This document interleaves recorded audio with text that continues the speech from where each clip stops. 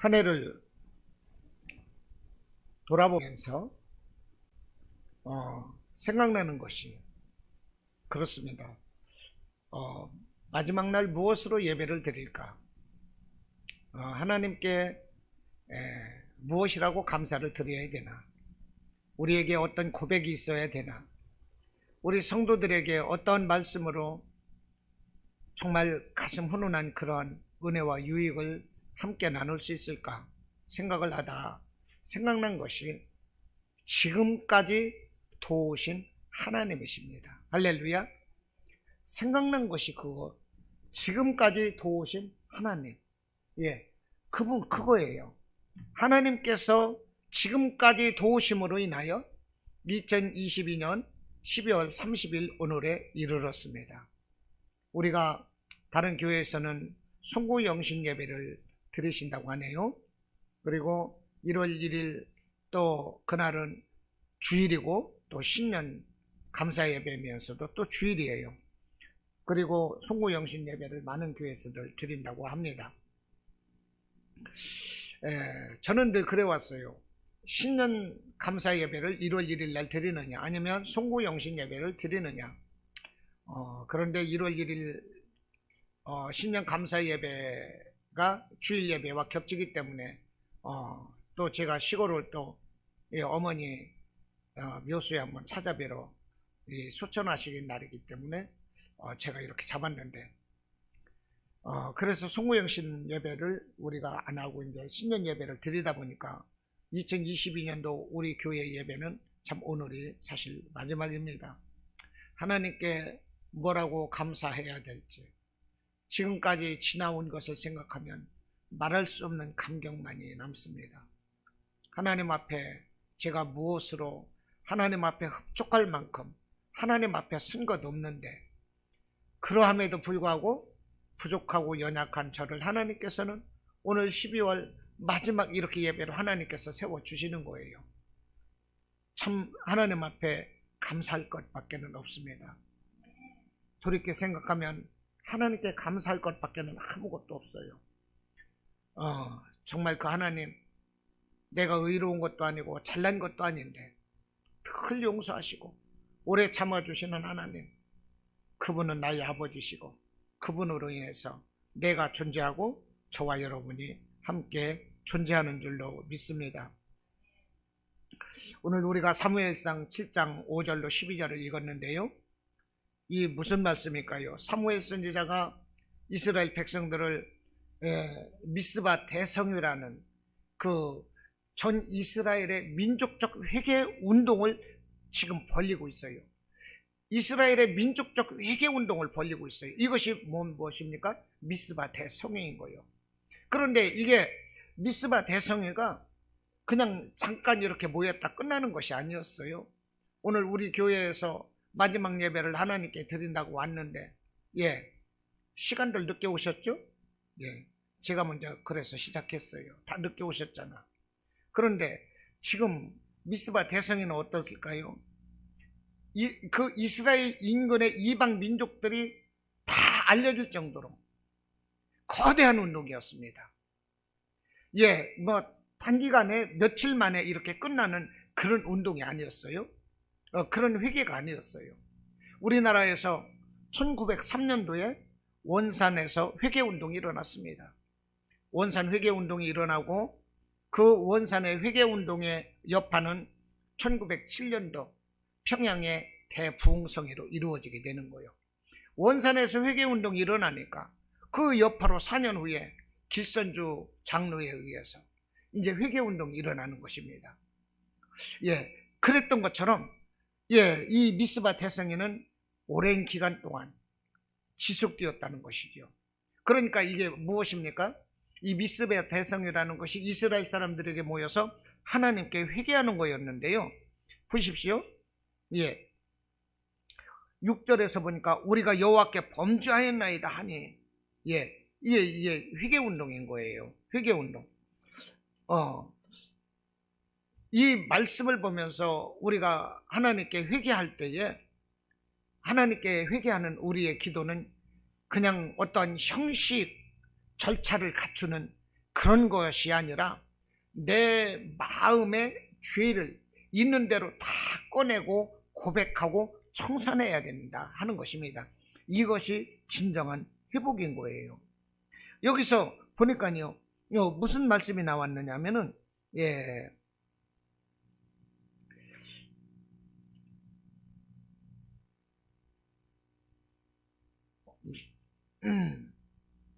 6절에서 말씀을 하고 있네요. 그들이 미스바에 모여 물을 길어 여호와 앞에 붓고, 이스라엘 백성들이 미스바에 모여서 회개하면서 물을 길어서 여호와 앞에 부었다는 거예요. 무슨 의미일까요, 이게? 물을 붓듯이 내 마음을 통회하고 자복하고 하나님 앞에 다 쏟아내놓는다, 그런 의미인 거예요. 물을 붓듯이 내 마음의 모든 것을 쏟아내놓는 것, 이것이 진정한 회개다는 거예요. 이런 회개가 우리에게 있어야 되는 것입니다. 할렐루야. 내가 어떤 갈급한 문제를 가지고 기도할 때, 하나님 앞에 간구할 때 하나님께서 응답하실 조건이 무엇일까요? 내 죄를 청산하는 거예요. 그런데 우리가 내 죄를 청산하지 못하고 정말로 하나님 앞에 주시옵소서 간구하고 그런 때가 너무나도 많아요. 그러나 하나님은 먼저 우리 죄의 회개를 원하십니다. 우리가 하나님께 회개할 때 하나님께서는 우리에게 은사를 부어주세요. 우리가 기도하는 것에 응답해 주시는 것입니다. 우리가 회개한다는 것은 하나님의 성품을 담는 거예요. 하나님과 하나가 되는 거예요. 그래서 회개하는 자를 하나님께서는 기뻐하시고 은혜를 베풀어 주시는 것입니다. 자, 이렇게 이제 미스바 대성이는 아주 대단한 회개 운동이었습니다. 민족적인 회개 운동이었어요. 그런데 이것이 이방 민족들에게까지 다 알려질 정도로 거대한 이 민족적인 회개 운동이었는데, 이 회개 운동을 하면서 이스라엘 백성들은 그랬어요. 무기를 들고 있지 않았어요. 그냥 순전한 마음으로 기도만 하러 왔었습니다. 전혀 무방비 상태에서 이제 외부 적에게 노출되는 것입니다. 그러다 보니까 블레셋 사람들이 군대를 소집해서 이 무기를 들고 있지 않은 이 무방비 상태의 이스라엘을 공격하고 있는 것입니다. 할렐루야. 저를 보세요. 다 저를 보세요. 예, 저를 보세요. 예, 저를 보세요. 고개 숙이고 있지 마시고 저를 보십시오. 무기를 들고 있지 않은 이스라엘을 이때 공격하는 거예요. 예, 여기서요 깨닫는 것이 뭐냐면, 우리가 기도한다 할지라도 영적으로 우리가 무장 뒤에 있어야 한다는 거예요. 우리가 하나님께 간절히 기도하지 않습니까? 기도한다고 그래서 마귀가 우리를 내버려 둘까요? 틈타고 들어옵니다. 기도함에도 불구하고 틈타고 들어오는 거예요. 언제 이 마귀가 틈타고 와서 삼킬 자를 찾는 이 마귀, 언제 우리를 삼키기 위해서 틈탈지 모른다는 거예요. 어떤 때는 무서운 모습으로 겁을 주고, 어떤 때는 광명한 천사와 같이 분장해서 우리에게 다가오고, 그러므로 우리는 마귀를 깨어서 분별하고 대비해야 하는 것입니다. 나는 물론 기도를 해요. 그렇기 때문에 내가 하나님과 함께하기 때문에, 성령 충만하기 때문에 마귀는 나에게 얼씬도 못할 것이다. 물론 그렇게 기도하는 건 좋지요. 그러나 그러함에도 불구하고 그 틈을 노리고 있다는 거예요. 할렐루야. 그 틈을 노리고 있어요. 마치 이 기도가 뭐냐? 하나님께 우리가 기도하는 것이지만 이것은 영적 전쟁인 것입니다. 이 사각 링 안에서 이 운동선수들, 이 권투 선수들이 어떻습니까? 서로가 서로의 허점을 노리면서 주먹을 내밀잖아요. 어떻게든지 허점을 노리고 틈을 파고 들어가는 거예요. 그러면서 이 권투 선수들이 경기를 하는 것과 똑같다는 거예요. 우리는 기도한다 하면서 하나님과 함께 하니까 마귀가 틈타지 못하겠지? 아니에요. 언제든지 마귀는 틈탈 수가 있습니다. 그 예가 느헤미야서에서 잘 말해주고 있어요. 느헤미야가 보니까 이제 바빌로니아에서 총독인데 보니까 예루살렘의 성전이 많이 허물어졌다는 소식을 듣고 마음이 아픈 거예요. 그래서 성전을 중수하기 위해서 옵니다. 그런데 그때 성전을 중수할 때에 이 느헤미야서 4장에서 보면요, 산발랏과 이 토비야가 성전 준수하는 것을 방해하는 거예요. 성전이 이렇게 허물어지고 무너졌는데 산발랏과 이 토비야는 어떤 사람들이냐? 이 무너진 성전에서 그것을 임대하는 형식으로 그와 같은 것을 자기가 임의로 사용하고 하면서 어떤 이득을 얻었던 사람들이라는 거예요. 그 성전에 어떤 그 지배권이 있는 그 기존의 제사장들이라든지 이런 사람들과 결탁을 해가지고, 이런 사람들과 결탁을 해서 이제 자기 이속을 차리다 보니까 예루살렘에 무너진 성벽을 다시 중건하는 것을 방해했다는 것입니다. 그러면서 이 군사들을 대비해 가지고요, 막 성전을 못 지게 하고 막 그러는 거예요. 그러다 보니까 느헤미야가 이 성전을 중수할 때 어떻게 됐느냐? 한쪽에서는 기도하면서 한쪽에서는 파수꾼을 두어서 방비하면서, 그러면서 이 성전을 중수했다는 거예요. 그래서 느헤미야서 4장 이 9절로 보면 이렇게 말씀을 합니다. 우리가 우리 하나님께 기도하며 그들로 말미암아 파수꾼을 두어 주야로 방비했다는 거예요. 성전 공사를 하는데, 무너진 성전 공사하는데도요, 이 주야로 이 군사를 두어서 방비하면서 일을 했다는 거예요.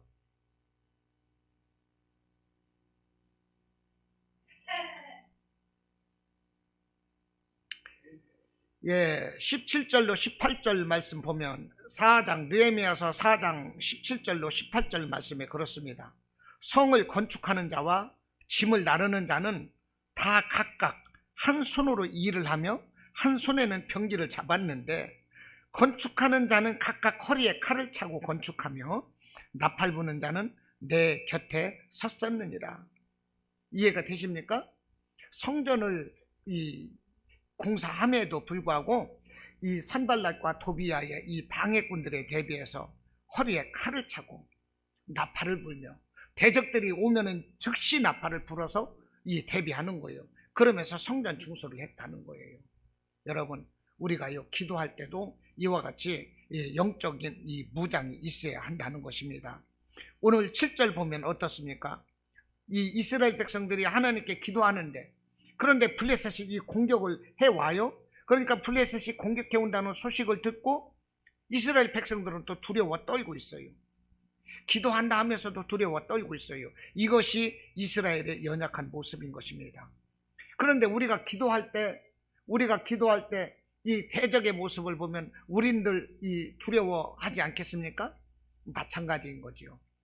제가 아는 어떤 목사님이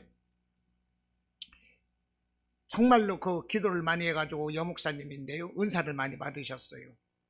은사를 많이 받아가지고 그분이 기도하면 병도 낫고 귀신도 떠나가고 이런 능력이 나타났는데, 그럼에도 불구하고 자기 딸은 병에서 고침받지를 못했습니다. 그래서 그 여목사님은 자기 있는 재산을 다 풀어서 사람들을 돕고 이런 구제행위를 하면서 이 목회를 했는데, 결국 자기 딸은 낫질 않는 거예요. 이게 자기 딸이 낫질 않으니까 하나님, 내 딸은 왜 안 고쳐주시는 거예요? 내 딸 고쳐주세요. 그러면서 그 목회가 변질되기 시작하는 거예요. 자기 그 재산을 팔아서 다 노숙자들, 이런 병든 자들을 위해서 다 구제하고 이런 목회를 했는데, 결국 자기 딸로 인해서 이제 시험 들어가지고요, 하나님께 원망하고 하나님을 대적하고 하면서 이제 이 구제하면서 이 긍휼히 여기던 그 목회가 시들해지는 거예요.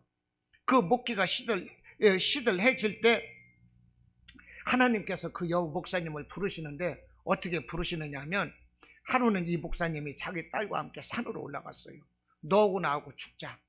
그러고서 산으로 올라가서 죽으려고 하는데 이상하게 아이 울음소리가 들리는 거야. 산에서 이 밤에 아이 울음소리가 들려가지고, 아니 누가 아이를 갖다가 산에다가 버렸나, 웬 아이 울음소리가 들리냐. 그러면서 이 아이만이라도 살려야 되겠다는 마음으로 함께 죽으려고, 딸을 죽이려고 산에 데리고 갔는데, 딸을 그 산 중턱에다 내려두고 그냥 어떻게 해요? 그 아이 울음소리가 나는 산 위로, 아이 울음소리 나는 쪽으로 막 올라가는 거예요. 올라가는데 한참 꼭대기에 올라갔더니 그곳에서 큰 마귀가 그냥 그 무장을 한 큰 마귀가 자기를 이 대적하는 모습이 순간적으로 보여지니까 이 목사님이 죽으려고 했다가 하나님을 이렇게 원망하고 그랬다가 그 자리에서 무릎을 꿇었다는 것입니다. 하나님 잘못했습니다. 살려주시면 하나님이 하겠습니다. 그랬다는 거예요. 그렇게 능력이 있는 사람도 하나님을 이렇게 섬겼고 그러다 이제 실망을 했고, 아무튼 그렇게 영적으로 능력 있는 그분도 그 산에서 마귀를 보니까 두려워서 뭐라고 그래야 되나, 간담이 서늘하다고 그래야 되나요? 예, 완전히 위축되더라는 거예요. 여러분, 우리가요, 우리의 모습이 이렇게 연약하다는 거예요. 할렐루야. 우리의 모습이 연약해요. 우리가 기도하면서 강한 것 같고, 나는 강한 것 같아요. 끝도 없을 것 같아요. 그렇지만 우리는 언제든지 넘어질 수가 있다는 거예요. 보십시오. 우리가 강한 것 같아요. 그러나 세상 힘 앞에서 우리가 강합니까? 아니잖아요. 세상 힘 앞에서 쉽게 굴복돼요. 어떤 물질로 우리를 유혹하든지, 권력으로 유혹을 하든지, 어떤 명예 같은 것, 세상적인 환경이 우리를 어떻게 됩니까? 두려워 떨게 만드는 거예요. 너 영적으로 기도한다고? 너 잘 되어보겠다고? 그러면서 물질 공세를 피면 어떨까요? 그 물질에 넘어가는 거야. 명예에 넘어가고 환경에 넘어가는 거야. 오죽하면 예수님을 그것으로 시험했겠어요. 물질로 시험했잖아요. 이 돌도 떡덩이가 되게 하라고. 뛰어내리라. 명예 시험했잖아요. 나에게 절하라. 내게 있는 이 모든 권세를 너에게 주리라. 이런 것으로 우리를 시험을 한다니까요. 그러면 예수님이나 온전하시지 그 앞에 온전할 사람이 몇이나 되겠느냐 하는 거예요. 그러므로 우리가 기도할 때 우리는 정말로 무장해야 돼요. 가차없이 우리는 빼앗기는 거 한순간이요. 마귀에게 빼앗기는 거 한순간이요. 한 번 빼앗기면 계속 빼앗기게 될 수밖에 없어. 한 번 끌려가면 계속 끌려가요. 줄다리기 할 때 그렇지 않습니까? 한 발짝 끌려가면 그 다음에는 주주주주주 끌려가는 거야. 할렐루야. 근데 줄다리기 할 때 한 발짝 끌어내면 어떻게 돼요? 내가 뒤로 엉덩방아 찢는 거 이상으로 확 끌어당겨 버리는 거지.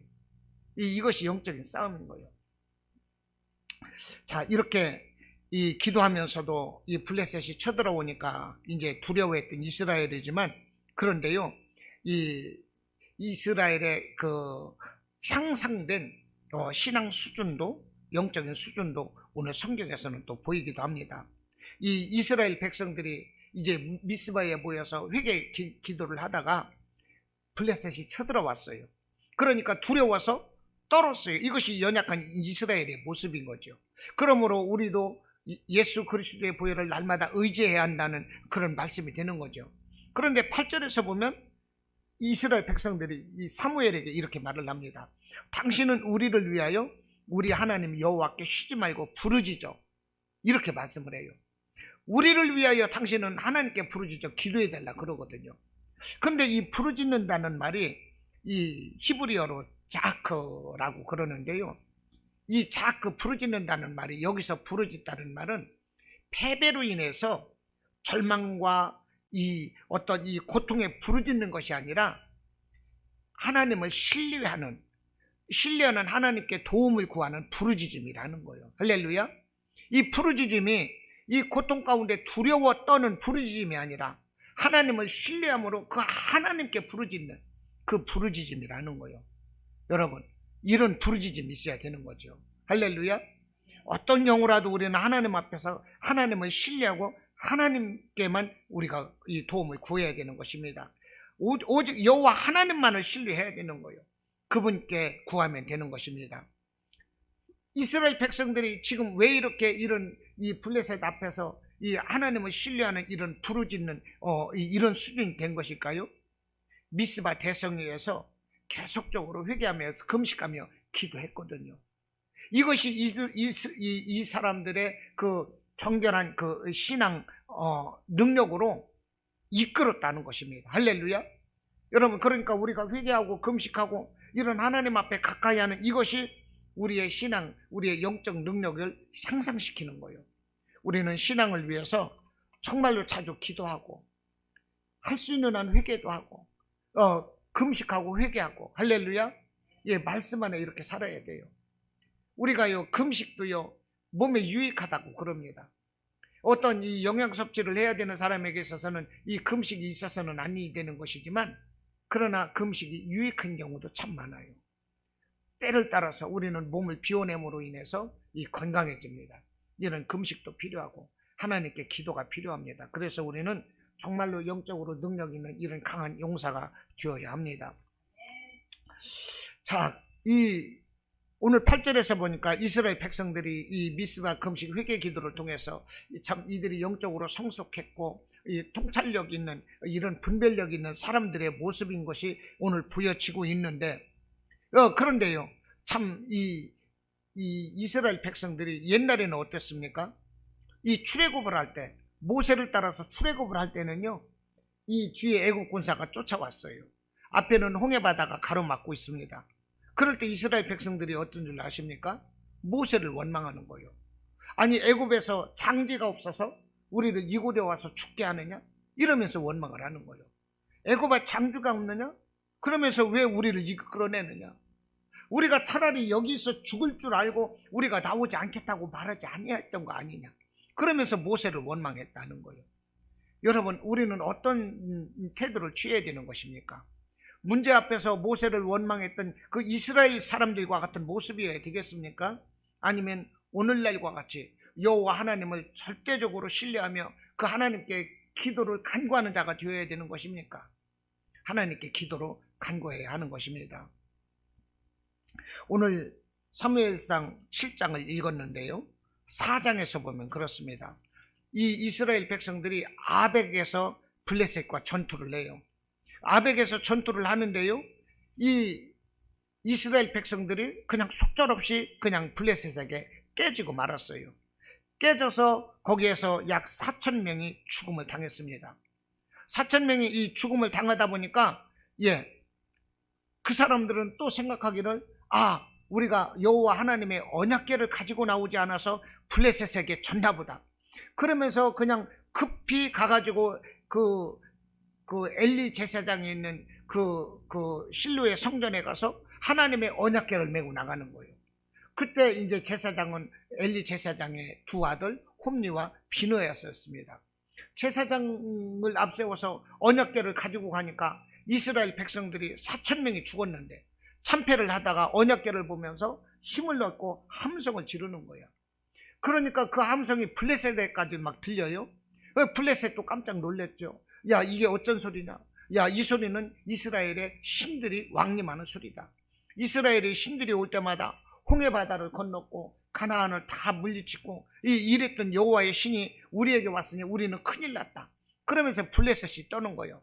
그러다가 어차피 이판사판 아니냐, 그들에게 종이 되느니 우리가 생명을 걸고 싸우자. 블레셋은 그러면서 이스라엘과 싸웠을 때요, 이스라엘은 오히려 그 블레셋 사람들에게 언약궤를 빼앗기는 거예요. 성경 말씀 알고 있죠? 언약궤를 빼앗겼고요, 이 하나님의 언약궤는 빼앗겼고, 그 전투에서 홈리와 비느하스 이 두 제사장이 죽는 거예요. 이 소식을 전해들은 엘리 제사장은 늙어서 의자에 앉아서 꼬박꼬박 졸고 있다가 그냥 거꾸로 떨어져서 목이 부러져서 또 죽임을 당하고 말았어요. 그러니까 보십시오. 이 아벡 전투에서는요, 이 하나님의 언약궤를 이 사람들이 왜 가지고 가 있느냐? 이용해 먹으려고 하는 거예요. 이용해 먹으려고. 하나님의 언약궤만 있으면 되는 것처럼 자기들이 먼저 하나님께 온전하게 기도하고 온전하게 회개하고 온전한 모습으로 예배를 드리는 것이 아니라 그냥 언약궤만 있으면 되는 거로 알고 있다는 거예요. 우리에게 주시는 말씀 아닙니까? 하나님 앞에 내가 먼저 통회하고 자복하고 온전해지기를 바라야 되는 것인데, 내가 하나님 앞에 그와 같이 쓰려고는 하지 않고 우리는 어떻게 해요? 그와 같이 쓰려고 하지 않고 우리는 어떻게 해요? 뭘 주시옵소서만 한다 이 말입니다. 자, 이스라엘 백성들이 영적으로 이렇게 이제 성숙했는데 9절에서 보면 이런 말씀이 있습니다. 9절 말씀에 보면 사무엘이 젖먹는 어린 양 하나를 가져다가 온전한 번제를 여호와께 드리고 그랬어요. 이 온전한 번제를 누가 드릴 수 있어요? 성숙해야 드리는 거예요. 할렐루야. 온전한 예배는 누가 드립니까? 성숙한 자가 드리는 거예요. 성숙하지 못하면 하나님 기뻐하시는 예배 절대 못 드리는 거예요. 할렐루야. 성숙해야 하나님 기뻐하시는 예배를 드릴 수가 있어요. 여기서 온전한 번제라는 것이 뭐냐면은 이 채물을 완전히 태워서 드리는 번제인 것입니다. 이 양을, 어린 양을 이제 드리고 있는데요. 이것을 완전히 태우는데 사람들이 먹는 게 아니라 하나님에게만 온전히 드리는 거죠. 그러니까 여기서 온전한 제사가 뭐냐? 이 제사의 절차나 이 의식적인 면을 강조하는 게 아니에요. 이스라엘 백성들의 마음 자체요. 이스라엘 이 백성들의 그 순수한 마음 자체를 하나님께 드리고 있는 것입니다. 하나님, 우리의 마음을 드립니다. 우리의 생명을 드립니다. 우리의 전부를 드립니다. 이런 마음으로 예배를 드렸다는 것입니다. 할렐루야. 그 기도를 하나님이 받으시는 거예요. 하나님이 요한복음 4장에서 뭐라고 하십니까? 영과 진리로 예배드리라고 그러잖아요. 하나님은 영이지, 영이시니 영과 진리로 예배할지니라. 할렐루야. 영과 진리로 예배 드릴 때 하나님은 응답하시는 거예요. 보십시오. 이 사무엘상 4장에서 이스라엘 백성들이 4,000명이 죽고, 그러자 이 하나님의 언약궤를 가지고 가서 또 모시고 가서 싸웠지만 언약궤마저 빼앗기고 이 홈리와 비누아스가 죽었잖아요. 그때의 상황과 오늘 7장의 상황은 완전히 다른 거예요. 이 사무엘상 4장에서 이 아벡에서 전투했을 때는 어떻습니까? 그냥 하나님의 그냥 언약궤만 믿는 거야. 그냥 형식에 치우친 거야. 언약궤 뭐 차를 운전하고 가면은 그냥 차가 그냥 나가는 형식으로 하나님의 언약궤만 모시고 가면 그냥 전쟁에서 다 이기고 다 끝나는 걸로 아는 거예요. 아닌 거예요. 하나님의 언약궤는 뭐예요? 하나님의 상징인 것입니다. 임재의 상징인 거예요. 그런데 하나님께서 임재한다는 것은요, 우리가 마음을 다하고 정성을 다하고 성품을 다하고 영과 진리로 예배하면서 하나님의 이것을 모시는 것이지, 그런 것 없이 하나님을 모실 수 있나요? 하나님의 은혜를 받을 수 있습니까? 절대 안 되는 것입니다.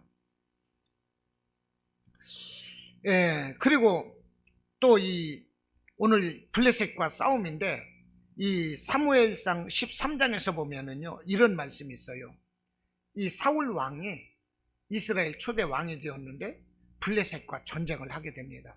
블레셋과 전쟁을 하는데, 이 사무엘 선지자가 이제 전쟁에 앞서서 이제 제사를 드리는데, 제사를 드릴 때 졸리세요? 제사를 졸리세요? 그런데 계속 조시는데 뭐가 아니에요. 계속 생각하시지 마시고 여기를 보시기 바랍니다. 생각하시지 말고 여기를 보세요. 그런데 사무엘 선지자가, 사무엘 이 선지자가 와서 이 하나님께 제사를 드려야 되겠는데 사무엘 선지자가 계속적으로 늦는 거야. 그러니까 이 사울 왕이 어떻게 됐느냐? 사무엘 선지자 대신에 제사를 드렸다는 거예요. 이것을 하나님께서는 기뻐하시지 않았다는 것입니다. 물론 이 전쟁 상황에서 급할 수는 있어요. 그러나 아무리 급하고 위기 상황일 때일수록 하나님께서 원하시는 방법에 따르라는 것입니다. 할렐루야. 위기 상황일수록 하나님이 원하시는 방법에 따르라는 거예요. 내가 급하다고 그래서 내 마음대로 해서 되겠어요? 안 되는 거죠. 블레셋과 이 전쟁에 앞서서 사무엘이 없으니까 얼른 제사를 드리고 이 흩어지는 이 군인들, 백성들의 마음을 하나로 모으고자 하는 사울의 마음은 옳은지도 몰라요. 그러나 하나님은 그게 아니라는 거예요. 네 행동대로 하지 말고 내 방식대로 하라는 거예요. 할렐루야. 사람의 방법대로 하지 말고 하나님의 방법대로 하라는 거예요. 할렐루야. 그게 정답이라는 거예요. 저 그걸 하나 깨달았거든요. 이번에 시골에서 충주 당센터에서 있다가 오다가 보니까 이제 기름을 넣어야 될 상황인데, 경유가 1,650원이 써 있는 거예요. 다른 데서는 1,700원대거든요. 1,740원 돼 있는 데도 있고 막 70원 돼 있는 데도 있고. 그런데 딱 오다 보니까 농협 주유소 같은데 1,650이라고 써 있어. 야, 굉장히 싸구나. 근데 이미 들어가기는 지나쳐 버렸고. 그래서 그 주유소를 다시 들어가려고 가다가 유턴을 해서 돌아왔어요. 돌아오는데 보니까 주유소 하나가 딱 보이는데 아까 1650원이라고 했던 그 주유소 같은데 들어오려고 보니까 1690원인 거야. 아, 내가 분명히 1650원으로 봤는데 왜 90원이지? 근데 아무튼 1700대보다는 1600대니까 야, 이 90을 내가 50으로 잘못 봤나? 그러면서 울며 겨자 먹기로 거기 가가지고 기름을 넣었어요. 기름을 넣는데도 넣어주는 것도 아니고 셀프 주유더라고. 내려서 내가 넣었지. 아니, 셀프 주유까지 하면서 690원 이거 좀 싼 거 아닌데? 그러면서 넣었어. 넣고서 이제 까뜩 넣고서 이제 나왔지. 나와서 몇 발짝 오다 보니까 1650원 주유소가 진짜 보이는 거야. 완전히 쏘은 거죠, 제가. 완전히 쏘은 거지. 그것을 보며 제가 느꼈어요. 아, 내 지혜로 안 되는구나. 하나님 해줘야지. 사람이 자기의 길을 계획할지라도 그 걸음을 인도하시는 분은 야훼 하나님이시라고 그랬는데, 아, 이거구나. 제가 그걸 느꼈다니까요. 배웠다니까요. 분명히 1650원이었던 거야. 그래서 내가 돌아왔어요. 근데 그 앞에 1690원짜리 주유소가 또 있을 줄 어떻게 알았냐고. 거기서 해가지고 한번 따져보니까 금액으로 한 2,000원 정도 조금 더 넣었더만 보니까 돈은. 뭐 아무것도 아니지만, 예, 그렇다는 거예요. 사람이 자기 힘으로 안 되더라니까요. 예. 아무튼, 예. 이 블레셋이 쳐들어왔을 때 이 사람들은 어떻게 됐느냐? 우왕좌왕하지 않았다는 거예요. 우왕좌왕하지 않았다는 거예요. 그 위기 앞에서 온전한 예배를 하나님께 드렸다는 것입니다. 이게 무엇입니까? 하나님께 모든 것을 맡기는 전적인 신뢰다는 거죠. 이런 믿음이 우리에게 필요한 것입니다. 할렐루야. 정말 올 한 해를 보내면서 나는 올 한 해 어떻게 신앙생활했나? 한번 생각해 볼 필요가 있는 거죠. 정말 생각해 볼 필요가 있는 거죠. 자, 이렇게 온전한 예배를 드렸어요. 그럴 때에 하나님께서 비로소 응답하시는 것입니다. 오늘 9절을 보십시오. 사무엘이 젖 먹는 어린 양 하나를 가져다가 온전한 번제를 여호와께 드리고 이스라엘을 위하여 여호와께 부르짖었어요. 온전한 예배를 드리며 부르짖으니까 여호와께서 응답하셨더라. 할렐루야. 여호와께서 응답하셨더라. 그런데 이 응답하신 것이 뭐냐? 10절에서 보니까 블레셋 사람들에게 하늘에서 큰 우레를 그냥 막 발라시니까 그들이 우왕좌왕해서 혼비백산해서 다 피하여 도망갔다는 거예요. 할렐루야. 온전한 예배를 드리고 나서 그러면서 기도했어요. 그러자 하나님께서 응답하시는 거예요. 옛날에 창세기에서 보니까요, 아담이 가인과 아벨을 낳았어요. 그런데 이 두 사람이 하나님께 예배를 드렸는데 가인의 예배는 받지 않으셨고 아벨의 예배를 받으셨어요. 왜 그러셨을까요? 오늘 본문의 입장에서 이 비교해 보면 아벨은 하나님 앞에 온전한 예배를 드렸을 것이고 가벨은 온전한 예배가 아니었던 것입니다. 할렐루야. 그건 뻔한 거예요. 왜 가인은 뭘로 드렸길래 아벨은 뭘로 드렸길래 이런 것을 따지기 전에 정말로 온전한 예배였느냐 그거예요. 온전한 예배가 아니니까 가인의 예배는 안 받는 거죠. 기왕 우리가 예배를 드리는 거 온전한 예배를 드리지 않는 것입니다. 할렐루야. 예, 그러니까 이 대적들 블레셋에게 하나님이 어떻게 하셨느냐? 큰 우레를 바라시는 거예요. 생각해 보세요.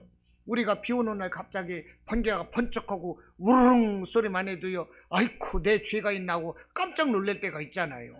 예, 그런데 마른 하늘에 날벼락이라고 블레셋 진영에 갑자기 하나님께서 막 F-16 전투기 같은 것을 막 수백 대 보내가지고 그 소리보다도 더 크게 우르릉 우르릉 소리를 내버린다고 생각하면 그들이 혼비백산하지 않겠습니까? 난데없이 우르릉거리는 우레소리가 바라면 어떻게 되겠냐고. 그들이 혼비백산하고 똥오줌 싸는 거지요. 그러면서 걸음아 나 살려라고 도망가는 거지. 이해가 되십니까? 하나님이 그렇게 역사하셨다니까요. 그러니까 우리가 온전한 예배를 드려야 되는 거예요. 제가 또 말씀을 드립니다만은 사무엘상 4장과 비교할 필요가 있는데 왜 제가 사무엘상 4장과 비교를 하느냐? 오늘 하나님께서 여기까지 도왔다 해서 12절에서 뭐라고 그랬습니까? 그곳에서 돌을 세우고 그 이름을 에벤에셀이라 그랬어요. 그랬죠? 에벤에셀이라고 그랬는데 예, 여기 사무엘상 4장에서도 보면 이 사무엘상 4장에서 보면 4장 1절에서 보면 이 에벤에셀 곁에 진치고 블레셋 사람은 아벡에 진쳤더니 이렇게 말을 해요. 그래서 아벡 전투라고 제가 말씀을 드렸던 것이고, 블레셋 사람들은 아벡에 진을 쳤는데 이스라엘 사람들은 어디다 진쳤어요? 에벤에셀 곁에다 진을 쳤다는 거예요. 이해가 되십니까? 그러니까 블레셋과 싸울 때 그들은 여호와의 이름을 부르지 않았어요. 기도도 하지 않았어요. 그러다 보니까 에벤에셀 그곳에 진을 쳤지만 그곳에서 패한 거예요. 왜 그랬어요? 하나님께 기도가 없었어요. 하나님께 부르짖음이 없었어요. 도움을 간청하지 않았습니다. 그렇기 때문에 그들은 참패를 경험만 하는 거예요. 그런데 오늘 본문에서는 어땠어요? 하나님 앞에 온전한 예배를 드렸어요. 사무엘에게 부르짖어 기도해달라고 간청을 하는 것입니다. 이스라엘이 출애굽을 해서 홍해가 바다가 가로막혀 있을 때 사람들은 뭐라고 그랬나요? 이 애굽에 장지가 없어서 우리를 이곳에까지 끌어들였느냐? 이와 같이 우리가 어려움이 있을 것을 알고 우리는 나오지 말자고 하지 하였더냐? 그러면서 막 모세를 원망했잖아요.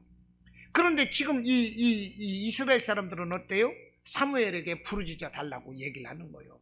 여호와를 신뢰함으로. 그러면서 온전한 예배를 드렸어요. 그러자 블레셋 진영에 우레소리를 내서 하나님께서는 그들을 참패하게 하고 이스라엘 이 백성들로 인해서 손 하나 까딱하지 않고 승리할 수 있는 은혜를 주셨다는 것입니다. 에베네셀의 다 같은 에베네셀인데 무기를 들고 싸웠던 아벡 전투에서는 져버렸고, 무기 하나 들지 않고 맨손으로 맨무장하고 있는 지금 오늘 상황에서는 하나님께 온전한 예배를 드리니까 이겼다는 거예요. 할렐루야. 비교가 되시는 거죠? 이와 같이 온전한 예배를 드리자는 것입니다. 다시 한번 정리를 하겠습니다. 8절에서 보면 이제 블레셋 사람들이 쳐들어왔을 때 이스라엘 백성들이 사무엘에게 기도해서 이 블레셋 사람들의 손에서 건져달라 이렇게 애원을 합니다. 그러자 사무엘은 어린 양 한 마리를 번제로 이 온전한 이 번제로 하나님께 드리면서 기도했을 때 하나님께서 큰 우레를 발하셔서 이 블레셋 사람들을 어지럽게 하시니까 그들이 혼수 상태가 되어서 패하여 도망하였다 하는 것입니다. 그래서 이스라엘 백성들이 그 블레셋 군들을 추격했고요. 사무엘은 그 추격한 그곳에 그 미스바에 거기에서 하나님이 여기까지 우리를 도우셨다. 그러면서 미스바와 센 사이에서 큰 돌을 세우고 그 이름을 뭐라고 그랬느냐? 에벤에셀이라 했다는 거예요. 하나님이 여기까지 우리를 도우셨다는 거예요. 할렐루야. 여러분, 오늘 2022년도가 이제 우리가 끝나가고 있어요. 하나님께서 에벤에셀의 하나님께서 우리를 여기까지 도우신 것입니다. 할렐루야. 이해가 되십니까? 에벤에셀의 하나님께서 오늘 이곳까지 우리를 도우셨어요. 그래서 우리는 이곳까지 온 거예요. 우리 힘으로 온 거 아니에요. 순간순간 하나님의 은혜가 있었습니다. 하나님의 도우심이 있었어요. 할렐루야. 그 은혜로 오늘 우리가 여기까지 온 거예요. 그러므로 우리가 하나님께 감사하며 감사의 기념비를 하나님께 세워야 되는 거예요. 여러분, 우리도 에베네스의 그 돌비를 세워야 된다니까요. 미스바와 센 사이에 돌을 취해서 이 사무엘의 기념비를 세웠듯이 우리들도 오늘 2022년도 12월 말일까지 오늘 여기까지 도우신 하나님 감사합니다. 그러면서 기념비를 세워야 된다는 거예요. 감사의 기념비를 세우자는 것입니다. 하나님은 감사하는 것을 기뻐하셔요. 감사하는 자에게 기적을 역사하시는 것입니다. 그러므로 우리가 하나님께 감사로 영광 돌려드려야 돼요. 다른 거 필요 없어요. 우주 만물을 지으신 하나님께서 뭐 부족하십니까? 아무것도 부족하지 않아요. 하나님은 아무것도 부족하지 않으십니다. 그냥 우리가 감사하면 하나님은 그것으로 기뻐하시는 거예요. 땡큐 하시는 거예요. 할렐루야. 하나님께 감사하시기를 바랍니다. 누가복음 17장에서 보니까요, 10명의 문둥병자가 고침을 받았어요. 그런데 다 이스라엘 유다인들 이런 사람들은요, 한 사람도 예수님께 감사하다고 찾아오지 않았는데 그 이방 사마리아 사람만이 예수님께 와서 감사하다고 인사를 하는 거예요. 할렐루야. 여러분, 우리가 믿는다 하면서도요, 감사가 메마르지 않았습니까? 그 예수님께 고침받은 10명의 문둥병자가 다 어디 갔냐고. 이방 사람 사마리아 그 사람 하나만 감사하러 와야 되는 거예요. 언제는 사람 취급도 않던 사마리아 사람이지 않습니까? 그 사람 하나만이 감사하러 왔다는 거예요.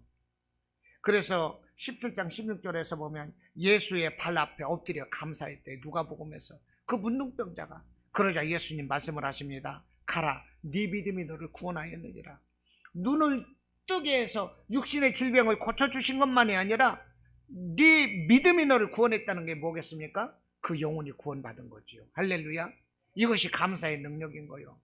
사도행전 16장에서 보면은요, 바울과 실라가 전도를 하다가 빌립보에서 갇혔어요. 매를 맞았어요. 발과 이 손과 발이 착고에 매여가지고 감옥에 갇혔습니다. 그런데 두려워 떠는 것이 아니라 모든 죄수들이 다 듣도록 하나님께 기도하고 찬송하며 갑자기 큰 지진이 일어나고 옥터가 움직이고 옥문이 막 열리는 거예요. 할렐루야. 어디에서 기적이 일어났을까요? 하나님께 감사했다는 거예요. 할렐루야. 매를 맞고 엉덩이살이 다 터지도록 그 매를 어떻게 맞았을 거예요. 그러고서 묶였어요. 그런데도 하나님께 기도하고 찬송했다는 게 뭐예요? 하나님께 감사한다는 거예요. 이것이 감사는요, 지진을 일으키는 거예요. 내 삶에 하나님께 감사가 있으면 하나님은 내 삶의 환경에 지진을 일으켜서라도 나의 환경을 변화시켜 주시는 거예요. 할렐루야. 내가 묶은 것, 옥문, 감옥 뭐 이런 거 다 풀어질 수밖에 없는 거예요. 감사하시기를 바랍니다. 저는 오늘 이 설교를 누가 하느냐? 저한테 하는 거예요. 사실 저한테 하는 거. 믿음 없어서 늘 염려했고 불안했고, 성도들한테는 이렇게 합시다 저렇게 합시다 하면서도 뒤로는 염려했고 안 된다고 말했고 감사하지 못했고 회개하지 못했고, 저한테 하는 거라니까요. 저한테. 예, 저한테 하는 거야. 너 잘 들었지? 예, 아멘이요. 저한테 하는 거예요. 이 예수님께서 이 사복음서에서 보면 오병이어의 기적을 나타내 주시고 계시는데, 예, 그 12씩 이렇게 5,000명씩 50명씩 100명씩 나누어서 그 무리를 앉게 하고 나서 어떻게 됐어요? 떡을 가지고 축사하셨다고 그랬어요. 그 축사가 바로 감사인 것입니다. 할렐루야. 축사가 뭐냐? 빌죽자, 그 다음에 살해할사. 감사하고 살해했다는 거예요. 복을 빌었다는 것입니다. 우리가 교회 임직이라든지 무슨 행사가 있으면은 보통 축사가 있잖아요. 축사하시는. 그 축사가 뭐냐? 축복하며 비는 게 그게 축사거든요. 예수님께서 이 축사하셨을 때, 축사하고 기도하셨을 때, 이 5,000명이 먹고서도 12바구니가 남았어. 예수님이 이렇게 감사를 하니까 어떻게 돼요? 기적이 일어나는 거예요. 누가복음에서도 24장에서 보면요, 예수님이 십자가에 못 박혀서 이제 죽으셨는데 이 제자들도 다 뿔뿔이 흩어져서 가는 거예요. 실망을 하고. 그때 엠마우의 그 두 제자가 이름도 몰라 성도 몰라, 정말로 그 사람들은. 그런데 길을 가다가 예수님을 만났어. 예수님인지 몰랐어요. 그런데 예수님께서 성경을 다 풀어 알려주시고 그 집에 가서 식사를 하시다가 떡을 떼주시면서 축사를 했는데 그들이 눈이 밝아져서 예수님을 알아보는 거예요. 할렐루야. 여러분, 감사가 기적이다 하는 거예요. 여러분, 올 한 해 하나님께서는 우리를 지켜주셨어요. 여기까지 도와주셨어요. 우리는 이미 믿음으로 감사의 이 돌비를 세워야 하는 것입니다. 에베네셀의 돌비, 여기까지 도우신 하나님 감사합니다. 이와 같은 은혜의 돌비를 세워야 되는 것입니다. 그리고 내년 새해를 열어가야 되는 거예요. 내년 새해를 기도하시기 바랍니다. 꿈꾸시기를 바랍니다. 감사하면서 하나님께 소망을 두시기를 바랍니다.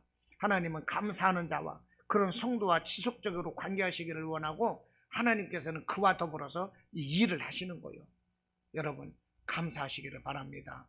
올 한 해 마지막 보내는 시간까지 하나님께 감사하고 정말로 내년 새해 또 감사로 시작하면서 하나님 안에서 이루어갈 큰 꿈 꾸시고 소망하는 복된 연말 연시가 되시기를 주님의 이름으로 축원합니다. 아멘.